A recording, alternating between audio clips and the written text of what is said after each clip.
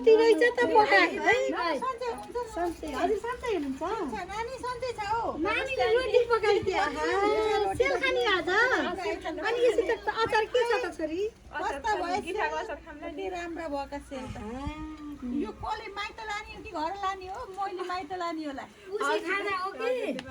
खानी सबै गर्ने पुसी खाजा पनि लाउँदैन पुसी खाजा बनाउन ल्याइदिए कि त्यो ढिला गर्यो हो र मेरो दिदीभाइ यति मेरी छोरी भाइ यतिखेर त ढिलै भयो फेरि के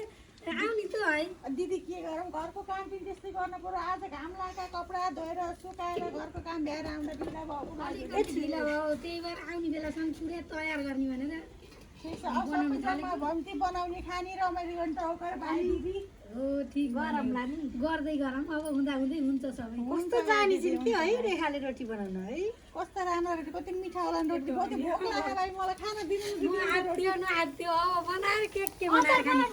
अचार पनि बनाउँदै बनाउँदै भाइ म त खान्छु पो ल्याउनु